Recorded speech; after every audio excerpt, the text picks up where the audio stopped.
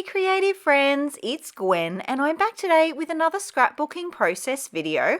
I'm using the Jen Hadfield The Avenue collection for my share today and it is part of Scraptember. I'll also be using a cut file, so let's get cutting.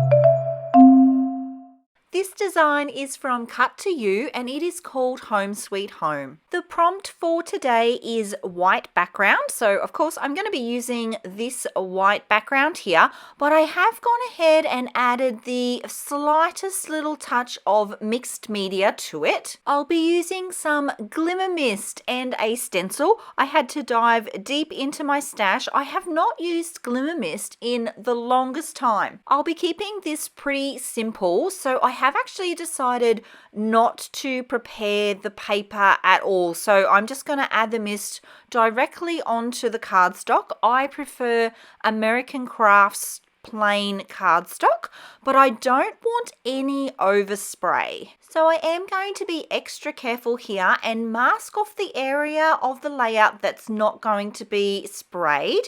I am looking for a very subtle sort of element to the background here. This is not going to be a very layered, thick, heavy mixed media element. It's going to be very subtle. There is a couple of reasons for that. The first being that the theme or the idea that we're using in Scraptember today is white background, and I do want to honor that and keep the background quite neutral and white.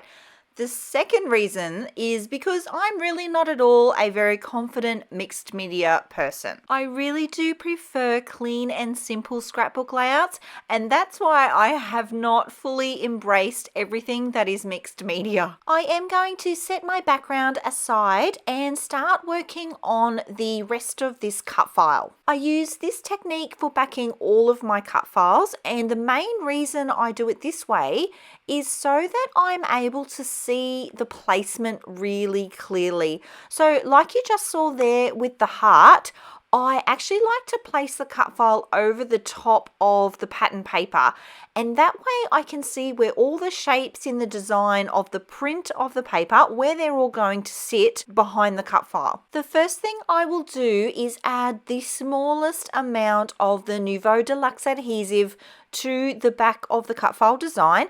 A hot tip, use less than you think you will need, because when you press the papers together, the glue does spread, and it's a bit of a pet hate of mine when the glue oozes out from behind the design. You don't want that, so absolutely would recommend using less than you think you'll need. I then flip the design over and press it onto the pattern paper exactly where I would like it to go. It's a great way to be able to line up geometric patterns. If there's a special part of a floral design that you want in a special spot, you can see very easily. I then just wait a couple of seconds for the glue to sort of lock into position, and then I can take my fussy cutting scissors and trim around the design. I work slowly and methodically and just go section by section until it's all backed. If you'd like to learn more about fussy cutting, I did create a video that goes through a full tutorial how to fussy cut out butterflies and floral elements, and of course how I use those techniques to back cut files. I'll leave a link for you here and in the description box below. So as you can see, I just work section by section until everything's done. This design is quite a quick one to back because it's actually just the letters in the word home ×2. That center part that says sweet, I'm actually going to leave that exactly as it is. I'm not going to do anything with that. So nice and simple one, especially if you're getting started. The other thing I did want to mention was that I very purposefully chose quite a dark print in my pattern paper. I know the design is going to be placed on top of a white background and I really want to help it stand out. I don't want it to blend in too much, so I just went with the safest option, and that's going to be a pattern paper that's quite robust and solid in colour. To balance out the heaviness of that green in my title, I am going to create a border for the edge of my layout. I'm a thrifty crafter, so I do want to gut the center out of the sheet of 12 by 12. I do this by creating a border, like a frame. So I just use my trimmer and cut between the 1 inch and the 11-inch marks along the trimming edge. Do that times 4, and then I have taken the center out of the background paper there. And then I can just layer my white background on top. I use my ATG, my tape gun, to do this. And then I will actually take this layout part and pop it through my sewing machine and add a stitched border all the way around the edge of the page. And this is my plan for the layout. This one is going to be a very centered design.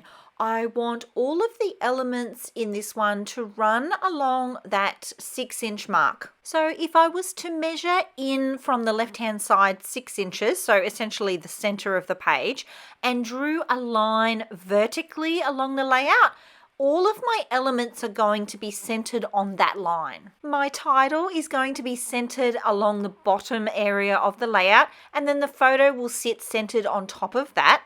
You can see here too just how subtle that mixed media is. With the background sorted, the title and photo in place, I feel like the main 3 elements are like in position, and now I can start to embellish. There are not a lot of embellishments in this collection actually, which is a good thing for me. I do like to limit my choices. I just did a very quick sweep through all of the ephemera pieces.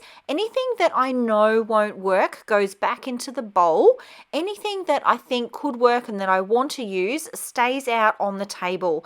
And then as I'm working, I exclude further. I think this is my 3rd or 4th layout with this collection, and I have been finding it a little bit hard to work with. All of the icons and images in the collection are super cute. I love them, but everything is giant. I don't know what's going on with that. Like even those bees, they are like 1.5 inches wide. Anyway, we are going to make it work. I am also going to have a sweep through the floral pack. This collection had a really large pack of just floral elements, and I am going to use that to frame my photo. So keeping in mind the idea that I want the layout to feel very symmetrical, I am going to have to try and find 2 of each of the elements to keep things balanced.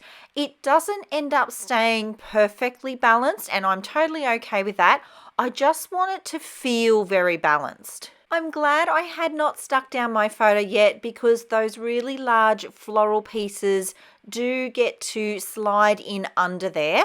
I'll add some interest and some layers by adding a few more floral elements. I am going to keep the bulk of the embellishing though towards the top of the layout. You can see here too that I found a wreath style die cut, and it says "so much happy," and I'm actually going to use that over the top of the heart. I know, if only I'd known that I would not have backed the heart, but I really like how that fit. It's obviously the right sentiment for the layout, and I like that little detail. It is time to lock my photo into position.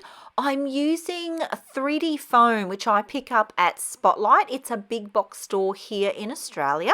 I really love the touch of dimension it's adding to this page. At this point, the only other element that's got a little bit of dimension is that wreath die cut. Everything else is flat to the page. I'm going to add a little bit of 3D tape behind these smaller flowers as well, and that will help create those beautiful layers. Oh yeah, that was the other thing with the die cuts in this collection. A lot of them came attached together, and then there was like a perforation that you had to tear. The issue I have with that though is that you could sort of tell that it had been torn. It wasn't totally smooth.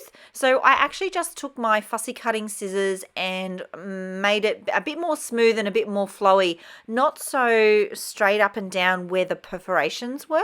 Anyway, I am going to use 3 of the super cute bumblebees, and they're going to help draw the eye around the layout. And how cute is that kitty? Oh, I love how it helps the flow of the layout, but also it's a little nod to the kitty that we leave at home when we go out in our van. I love that he's just sitting on the edge of the photo by the fire. Things are getting serious because I'm gluing stuff down. I have a couple more details to add yet though. I am thinking about how I can extend the floral elements down the bottom of the page, but have it not be too heavy. My solution for that is to keep things simple, and I am going to go with just a couple of these more simple daisy style florals. You will see me add those in a moment. I do need to make sure that I've got the cluster that it's going to sit onto exactly as I want it.